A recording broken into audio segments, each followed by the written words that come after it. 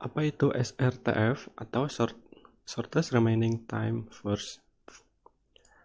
SRTF adalah algoritma scheduling pada sistem operasi dan merupakan versi preemptif dari algoritma SJF. Kemudian SRTF juga merupakan proses yang memiliki sisa waktu pemrosesan paling sedikit yang akan dieksekusi terlebih dahulu dan merupakan jenis scheduling preemptif. Ini diklaim lebih baik dari SJF. Kemudian, eksekusi proses dapat dihentikan setelah jangka waktu tertentu. Pada SRTF, saat kedatangan setiap proses, scheduler menjadwalkan proses dengan burst time paling sedikit di antara proses yang sedang berjalan.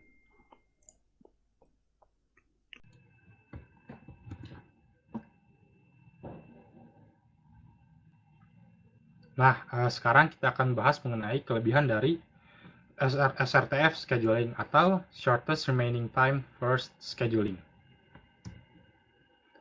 Kelebihan SRTF yang pertama adalah SRTF mengizinkan terjadinya preemptif atau mendahului proses yang mengurangi waktu tunggu dibandingkan versi non-preemptifnya. Versi non-preemptif dari SRTF ini adalah SJF atau Shortest Job First Scheduling. Kemudian yang kedua, pada SRTF, pemrosesan pekerjaan lebih cepat daripada algoritma SJF scheduling. Hal ini dikarenakan biaya overhead pada SRTF scheduling tidak dihitung sehingga lebih cepat pemrosesannya dari algoritma SJF. Kemudian, SRTF ini secara umum digunakan dalam sistem batch di mana harus memberikan preferensi pada job atau pekerjaan yang terpendek terlebih dahulu.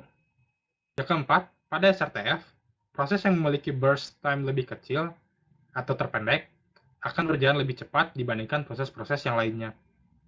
Selanjutnya, SRTF scheduling ini mengarah pada peningkatan throughput. Hal ini terjadi dikarenakan banyak proses yang dieksekusi dalam waktu yang sangat singkat. Kemudian yang keenam, SRTF ini melibatkan lebih banyak overhead daripada algoritma SJF scheduling. Namun, overhead ini biayanya tidak dihitung sehingga pemrosesan pekerjaannya lebih cepat daripada algoritma SJF. Nah, selanjutnya kita akan bahas mengenai kekurangan shortest remaining time first scheduling. Nah, kekurangan SRTF yang pertama ini adalah SRTF ini cukup sulit untuk diimplementasikan dalam sistem interaktif. Hal ini karena tidak diketahuinya waktu CPU yang dibutuhkan, sehingga cukup sulit untuk diimplementasikan.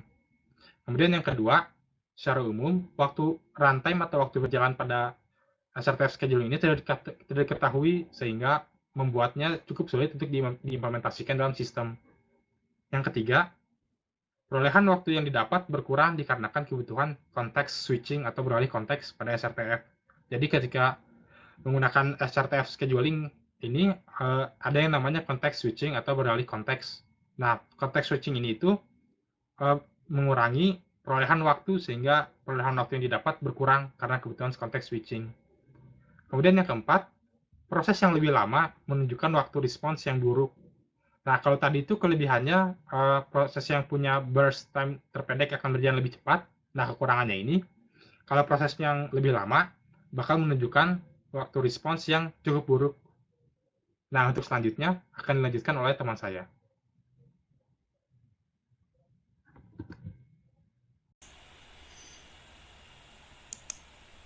Baik, sekarang saya akan membahas tentang contoh soal dari algoritma penjadwalan shortest remaining time first atau SRTF. Nah, pada contoh soal ini terdapat 4 proses, yaitu proses 1, proses 2, proses 3, dan proses 4. Kemudian ada arrival time atau kapan proses itu datang.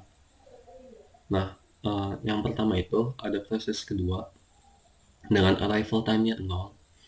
Yang selanjutnya ada proses datang yang berbarengan, yaitu proses 3 dan proses 4 dengan arrival time-nya 1.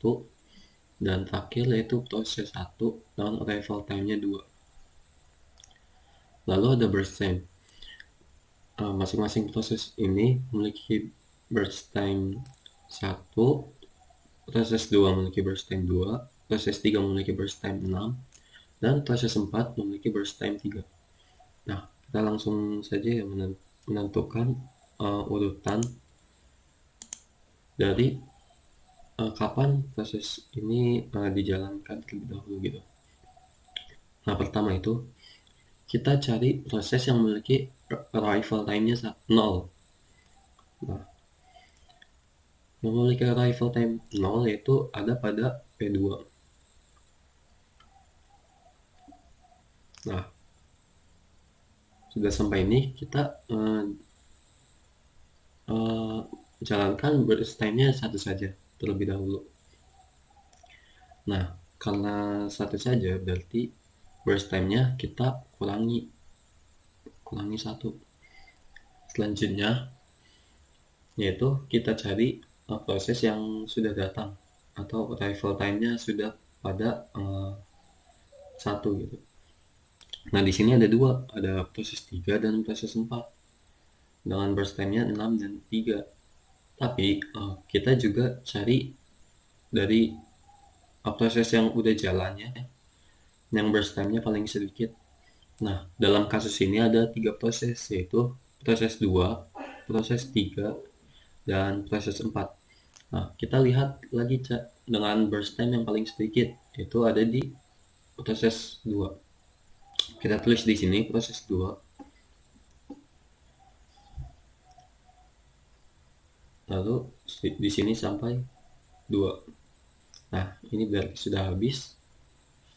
Burst time-nya sisa 0. Berarti proses 2 sudah selesai dieksekusi. Lalu selanjutnya kita ke timeline yang kedua, yang arrival time-nya ada di 2. Berarti proses 1 sudah datang nih. Nah, berarti proses-proses yang sudah datang yaitu proses 1, proses 3, dan proses 4. Kita lihat lagi burst time yang paling dikit dari ketiga proses tersebut.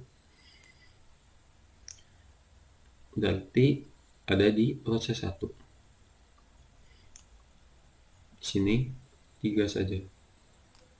Berarti ini sudah habis, artinya sudah selesai tereksekusi.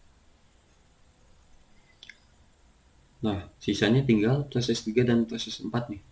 Tapi karena di sini semua proses udah datang semua ya, berarti kita nggak usah kurangin lagi kayak proses 2, kurangi 1 lagi maksudnya, maaf. Nggak usah kayak proses 2 atau proses 1, langsung saja kita cari yang paling terkecil. Di sini cara penghitungannya sudah seperti SJF ya. Jadi kita tulis di sini kan paling kecil P4. Nah, di sini burst time-nya ada 3. Kita langsung tulis saja. Ini kan arrival time 3 ditambah burst time ini 3, berarti 6. Nah, berarti ini udah selesai. Akhir P3. Burst time 6. Ini akhir kan ada di 6. Ditambah burst time 6, berarti 12. Nah, berarti semua proses sudah selesai dijalankan. Nah, selanjutnya ini ada completion time. Completion time ini waktu kapan si proses tersebut selesai dijalankan. Yang P1 kita cari dulu, P1 udah ada di 3. Kita lihat dari sini. Tulis 3. Lalu P2 akhirnya itu ada di 2. Nah, ini nih kita pilih yang ini karena P2 sudah selesai pada arrival time yang kedua. Lalu P3 berada di 12. Kita lihat dari ujung sini. Yang terakhir yaitu P4. P4 memiliki akhir di 6. Nah, selanjutnya ada turnaround time. Nah, turnaround time ini memiliki rumus completion time dikurang arrival time.